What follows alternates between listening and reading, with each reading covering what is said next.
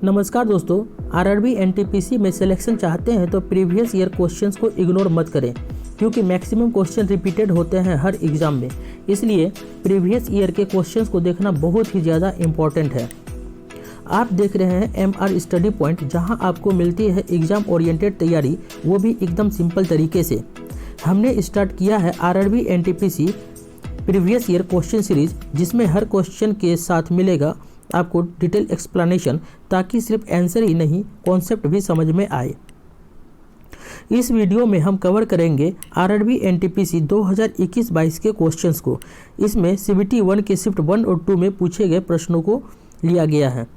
आप भी पेन और कॉपी लेकर बैठ जाइए और वीडियो के साथ अपना आंसर भी दें, और वीडियो को एंड तक देखना ना भूलें।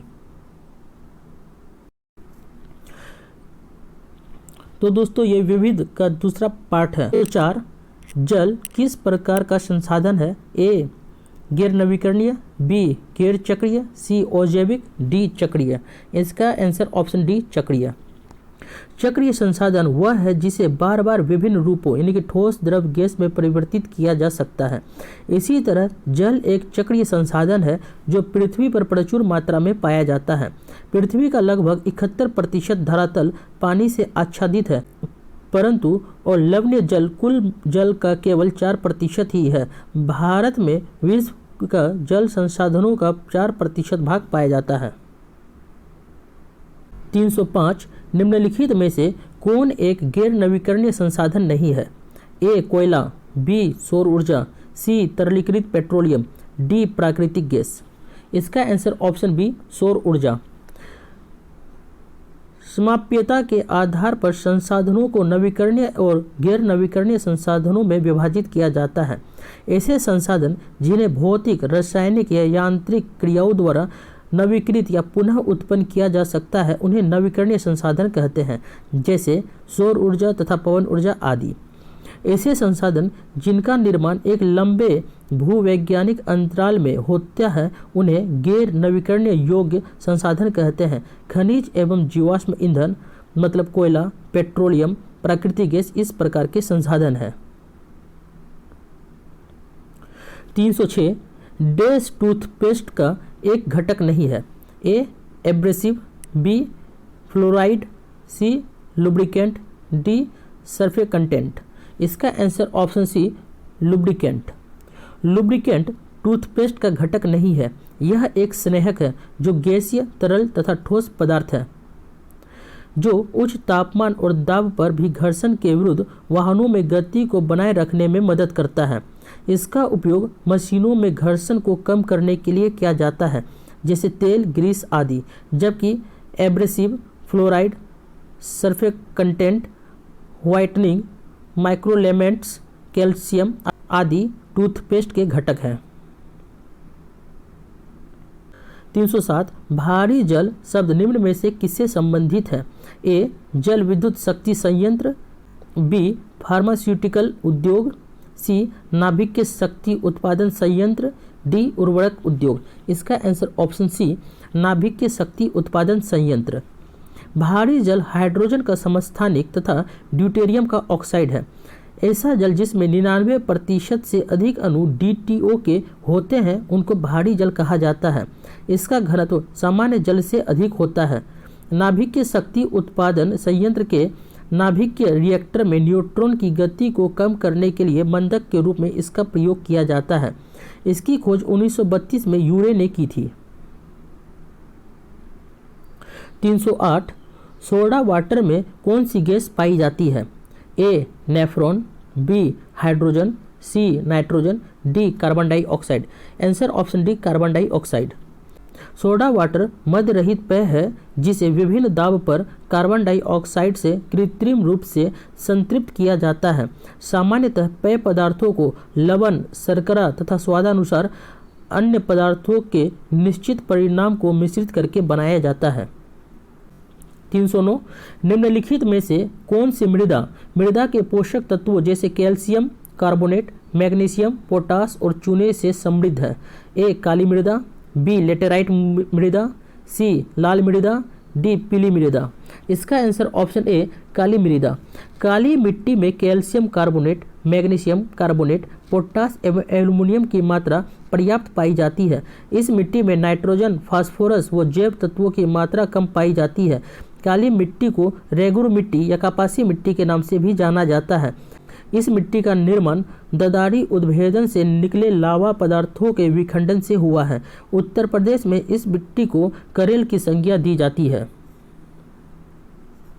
310 निम्नलिखित में से कौन सा एक तत्व नहीं है?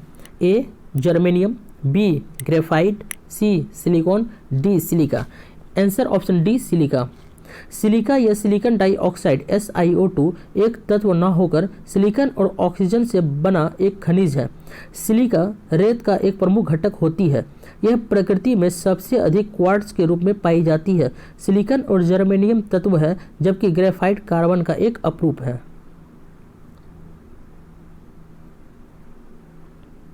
311 शुद्ध कार्बन को डैश पर संश्लेषित करके हीरा बनाया जा सकता है। ए अत्यधिक उच्च दाब और निम्न तापमान, बी बहुत निम्न दाब और उच्च तापमान, सी अत्यधिक उच्च दाब और उच्च तापमान, डी बहुत निम्न दाब और निम्न तापमान। इसका आंसर ऑप्शन सी अत्यधिक उच्च दाब और उच्च तापमान। हीरा कार्बन का क्रिस्टलीय अपरूप है। शुद्ध हीरा पारदर्शी और चमकदार होता है। इसका प्राकृतिक स्रोत किम्बरलाइट खनिज होता है। शुद्ध पदार्थ को अत्यधिक उच्च तापमान और उच्च दाब पर संश्लेषित करके एक नियंत्रित प्रक्रिया द्वारा कृत्रिम हीरा बनाया जाता है। 312 निम्नलिखित में से कौन से विलयन में विद्युत का चालन नहीं होता है? ए अम्ल एवं क्षार, बी एल्कोहल और ग्लूकोज, सी एल्कोहल और अम्ल, डी ग्लूकोज और क्षार। आंसर ऑप्शन बी ग्लूकोज और एल्कोहल। एल्कोहल और ग्लूकोज जलीय विलयन में आयनीकृत नहीं होते हैं और H+ आयन उत्पन्न नहीं करते हैं तथा ये अम्लीय अभिलक्षण प्रदर्शित नहीं करते हैं, अतः इनके विलयन में विद्युत का चालन संभव नहीं होता है। 313 मिथाइल आइसोसाइनाइड के दुर्घटनावश रिसाव के कारण 1984 में घटित भोपाल गैस त्रासदी के लिए उत्तरदायी कंपनी का नाम क्या था? A Central Board of Petrochemicals, B Union Carbide, C Bhopal hydrocarbons, D National Polymer. इसका answer option B Union Carbide. Methyl isocyanide MIC के दुर्घटनावश रिसाव के कारण मध्य प्रदेश के भोपाल में 2-3 दिसंबर 1984 की रात में घटित भोपाल गैस त्रासदी के लिए उत्तरदायी कंपनी यूनियन कार्बाइड है। इस कंपनी के कारखाने से जहरीले गैस के रिसाव हो जाने के कारण 15,000 से अधिक लोगों की जान चली गई और कई लोग अनेक तरह की शारीरिक अपंगता से लेकर अंधेपन के भी शिकार हुए। 314 सीन गैस मुख्यतः डैश का मिश्रण होता है? ए ब्यूटेन और प्रोपेन, बी कार्बन डाइऑक्साइड और हाइड्रोजन, सी कार्बन मोनोऑक्साइड और हाइड्रोजन, डी कार्बन डाइऑक्साइड और सल्फर। इसका answer option C carbon monoxide और हाइड्रोजन। सीन गैस हाइड्रोजन और कार्बन मोनोऑक्साइड का मिश्रण है। सीन गैस का उपयोग बिजली के उत्पादन और उर्वरक जैसे रासायनिक उत्पाद निर्माण सहित विभिन्न प्रकार के अनुप्रयोगों में किया जा सकता है। 315 धनावेशित आयन को डैश कहा जाता है? ए अणु, बी परमाणु, सी धनायन, डी ऋणायन। आंसर ऑप्शन सी धनायन। आयन एक आवेशित परमाणु अथवा परमाणुओं का ऐसा समूह है जिस पर नेट आवेश विद्यमान होता है। यह ऋण आवेश अथवा धन आवेश युक्त होता है। ऋण आवेशित आयन को ऋणायन और धन आवेशित आयन को धनायन कहते हैं। 316 निम्नलिखित में से कौन सा अचार के लिए एक अच्छा परिरक्षक नहीं है? ए नमक, B sodium metabisulphite, C sodium benzoate, D काली मिर्च। आंसर ऑप्शन डी काली मिर्च। परिरक्षण पदार्थ को संसाधित करने का एक तरीका है ताकि उसे खराब होने से बचाया जा सके और भविष्य में उसे उपभोग के लिए ठीक स्थिति में रखा जा सके। इसके लिए विभिन्न पदार्थों यानी कि परिरक्षक व विधियों का प्रयोग किया जाता है। नमक, सोडियम मेटाबाइसल्फाइड तथा सोडियम बेंजोएट अचार के लिए परिरक्षक है, किंतु काली मिर्च नहीं है।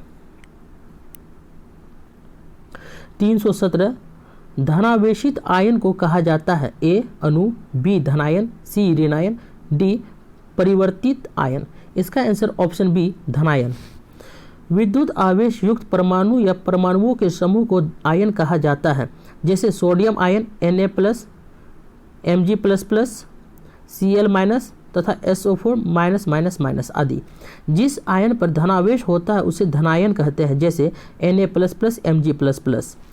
सभी धातु तत्वों के आयन धनायन होते हैं। जिस आयन पर ऋणावेश होता है उसे ऋणायन कहते हैं, जैसे Cl-, O-, CO3- आदि। सभी O धातुओं के आयन ऋणायन होते हैं। 318 ज्वाला 3 भागों से बनी होती है? अंतर्मय भाग, मध्य भाग तथा बाहरी भाग। अंतर्मय भाग काला क्यों होता है? ए ईंधन के पूर्ण दहन के कारण, बी अधजले कार्बन कणों की उपस्थिति के कारण, सी ईंधन के अपूर्ण दहन के कारण, डी ऑक्सीजन की उपस्थिति के कारण। इसका आंसर ऑप्शन बी अधजले कार्बन कणों की उपस्थिति के कारण। ज्वाला को 3 भागों में बांटा जाता है। प्रथम बिना दहन का आंतरिक क्षेत्र होता है, जो सबसे कम गर्म तथा काला होता है, क्योंकि इस क्षेत्र में बिना जले यानी कि अधजले हुए कार्बन कण उपस्थित होते हैं। दूसरा भाग आंशिक दहन का मध्य क्षेत्र होता है, जो कम गर्म तथा पीला होता है। तीसरा भाग पूर्ण दहन का बाह्य क्षेत्र है, जो सबसे गर्म और नीला होता है। 319 CO2 के बारे में निम्नलिखित में से क्या सही है? ए यह जल एथेनॉल और एसीटोन में घुलनशील नहीं है, बी इसमें सफ़ेद धूमिल रंग और तीक्ष्ण गैस जैसी गंध होती है, सी यह एक रैखिक विद्युत संयोजी अणु है, डी CO2 के ठोस रूप को शुष्क बर्फ कहा जाता है। इसका आंसर ऑप्शन डी CO2 के ठोस रूप को शुष्क बर्फ कहा जाता है, यह सही है। कार्बन डाइऑक्साइड यानी कि CO2 एक महत्वपूर्ण गैस है, क्योंकि हरे पौधे CO2 के उपयोग से प्रकाश संश्लेषण क्रिया द्वारा अपना भोजन निर्मित करते हैं। वायुमंडल में CO2 के सांद्रण में वृद्धि होने से हरित गृह प्रभाव में वृद्धि होती है, जिसके कारण वर्षा में कमी, हिमनद का पिघलना आदि घटनाएं घटित होती है। कार्बन डाइऑक्साइड के ठोस रूप को शुष्क बर्फ कहा जाता है, अतः विकल्प डी कथन CO2 के बारे में सही है।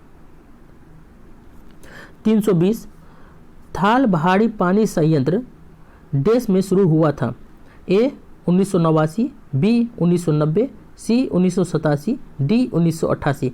इसका आंसर ऑप्शन सी 1987। थाल भारी पानी संयंत्र वर्ष 1987 में शुरू हुआ था। यह भारत में दूसरी पीढ़ी के संयंत्रों में से पहला और पूरी तरह से स्वदेशी प्रयासों से बनाया गया है। यह महाराष्ट्र के रायगढ़ जिले के थाल वेसेत गांव में स्थित है। यह अमोनिया हाइड्रोजन विनिमय प्रक्रिया पर आधारित है। 321 अस्पतालों से निकलने वाले जैविक कचरे के निपटान का सबसे अच्छा तरीका क्या है? ए इन्हें गड्ढे में भरा जाना, बी अपघटन, सी भस्मीकरण, डी जलाना। इसका आंसर ऑप्शन सी भस्मीकरण। भस्मीकरण विधि में अपशिष्ट पदार्थ का दहन क्रिया किया जाता है। इसका प्रयोग तरल, ठोस और गैसीय रूपों में उपलब्ध चिकित्सीय अपशिष्टों के निस्तारण में एक व्यवहारिक पद्धति के रूप में किया जाता है। 322 उस गैस का नाम बताइए जो विक टाइप लाइटर में भरी जाती है? A nitrogen, B butane, C methane, D helium. इसका answer option B butane. Wick type यानी कि सिगरेट लाइटर में ब्यूटेन गैस भरी जाती है। ब्यूटेन एक उच्च ज्वलनशील, रंगहीन और आसानी से द्रवावस्था में आ जाने वाली गैस है। इसका अणुसूत्र C4H10 होता है। 323 उर्वरकों के वे थैले पर मुद्रित अक्षर NPK क्या दर्शाते हैं? A nitrogen, potassium, phosphorus, B nitrogen, phosphorus, potassium, B nitrogen, phosphorus, potassium, C nitrogen, phosphoric acid, potassium, D nitric acid, phosphorus, potassium. इसका answer option B nitrogen, phosphorus, potassium. उर्वरकों के थैले पर मुद्रित अक्षर NPK नाइट्रोजन, फास्फोरस और potassium को दर्शाते हैं। भारत में उर्वरकों में NPK का अनुपात 8:3:1 है, जिससे नीति आयोग ने 4:2:1 करने का सुझाव दिया है। 324 पुराने किताबों में पन्नों के भूरे होने की प्रक्रिया को कहा जाता है। A. निक्षालन, B. फॉक्सिंग, C. काल प्रभावन, D. बभ्रुकरण। इसका आंसर ऑप्शन बी फॉक्सिंग। पुरानी किताबों में पन्नों के भूरे होने की प्रक्रिया को फॉक्सिंग कहा जाता है। पुरानी किताबों का कागज सेलुलोज और लिग्निन के ऑक्सीकरण के कारण भूरा हो जाता है। 325 निम्नलिखित में से कौन सा अम्ल आईवॉस का घटक है? A. Acetic acid, B. Boric acid, C. Sulphuric acid, D. Hydrochloric acid. इसका answer option B boric acid. Boric acid पृथ्वी पर एवं जीव शरीर में अल्प मात्रा में उपस्थित होता है। होमवर ने 1702 ईस्वी में सर्वप्रथम इसे सुहागे पर गंधक अम्ल की क्रिया द्वारा निर्मित किया। बोरिक एसिड आई वॉश उत्पादों में एक प्रमुख घटक होता है, मुख्य रूप से एक हल्के एंटीसेप्टिक के रूप में, और आई वॉश सॉल्यूशन के पीएच को बनाए रखने, आंखों में जलन को कम करने के लिए बोरिक एसिड आई वॉश में प्रयोग किया जाता है। 326 कृत्रिम उर्वरक पहली बार डेढ़ शताब्दी के दौरान निर्मित किए गए थे। A. 19वीं शताब्दी, B. 16वीं शताब्दी, C. 17वीं शताब्दी, D. 18वीं शताब्दी। इसका आंसर ऑप्शन ए 19वीं शताब्दी। कृत्रिम उर्वरक पहली बार 19वीं शताब्दी के दौरान निर्मित किए गए थे। पहला कृत्रिम उर्वरक सुपर फास्फेट था, जिसका आविष्कार अंग्रेजी कृषि रसायन शास्त्री जॉन बेनेट लॉज ने किया था। 327 विसरण एक प्रक्रिया है जिसके द्वारा A. जीव सांस ले सकते हैं, B. ऑक्सीजन पूरी WBC में जा सकती है, C. ऑक्सीजन पूरी प्लाज्मा झिल्ली में जा सकती है, D. जीव प्रजनन कर सकते हैं। इसका आंसर ऑप्शन C ऑक्सीजन पूरी प्लाज्मा झिल्ली में जा सकती है।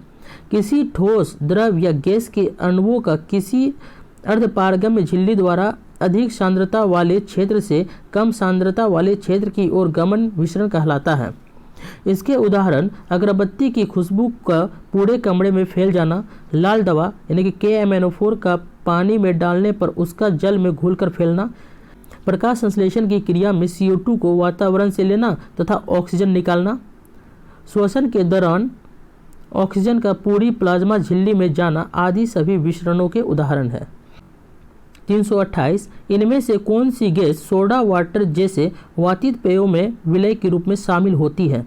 A. Hydrogen, B. Carbon dioxide, C. Nitrogen, D. Oxygen. Answer option B carbon dioxide.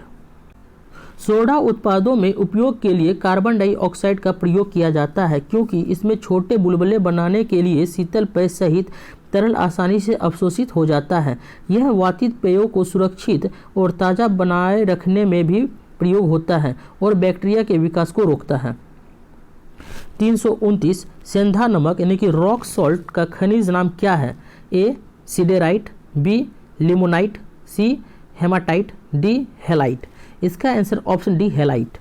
सेंधा नमक यानी कि रॉक सॉल्ट को सेंधव नमक, लाहौरी नमक या हेलाइट सोडियम क्लोराइड रासायनिक नाम के नाम से जाना जाता है। सामान्यतः यह रंगहीन या सफ़ेद तरह का खनिज पत्थर है। जब कभी अन्य पदार्थों की इसमें मौजूदगी हो जाती है तो इसका रंग हल्का नीला, जामुनी, गुलाबी गाढ़ा या भूरा भी हो सकता है। इसका उपयोग आयुर्वेदिक दवाओं को बनाने में और दैनिक कार्यों में इसका सेवन किया जाता है। 330 प्रत्येक तत्व का एक नाम और डैश होता है। A. एक अद्वितीय आकृति, B. एक अद्वितीय रंग, C. एक अद्वितीय भौतिक प्रतीक, D. एक अद्वितीय रासायनिक प्रतीक। इसका आंसर ऑप्शन डी एक अद्वितीय रासायनिक प्रतीक। प्रत्येक तत्व का एक रासायनिक नाम और एक अद्वितीय रासायनिक प्रतीक होता है। जैसे सोडियम को Na से लिखा जाता है, पोटेशियम को K से, हाइड्रोजन को H से, कैल्शियम को Ca से, क्लोरीन को Cl से और लिथियम को Li से। परमाणु क्रमांक के आधार पर रासायनिक नाम के और प्रतीक से आवर्त सारणी बनती है। इसी आधार पर तत्वों की रासायनिक श्रेणियां बनती है।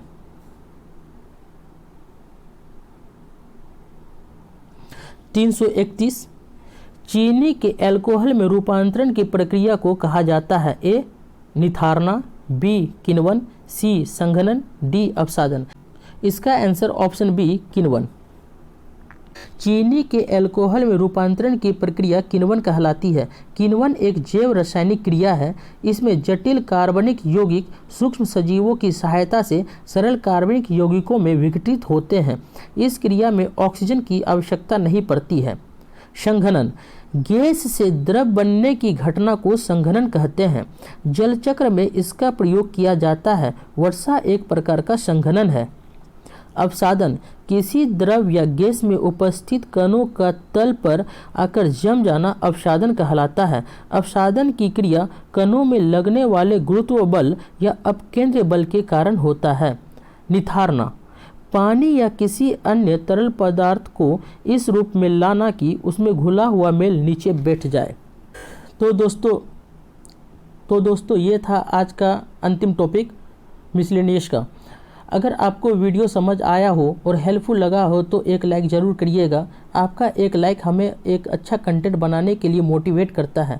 अगर आप नए हैं चैनल पर तो MR स्टडी पॉइंट को सब्सक्राइब करिए और बेल आइकन को दबाना ना भूलिए ताकि अगली वीडियो का नोटिफिकेशन तुरंत मिल जाए।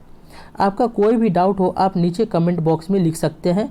और याद रखिए मेहनत वही काम आती है जो लगातार की जाए। तो लगे रहिए, पढ़ते रहिए MR स्टडी पॉइंट के साथ। मिलते हैं नेक्स्ट वीडियो में नए टॉपिक के साथ। Keep learning and stay focused. धन्यवाद।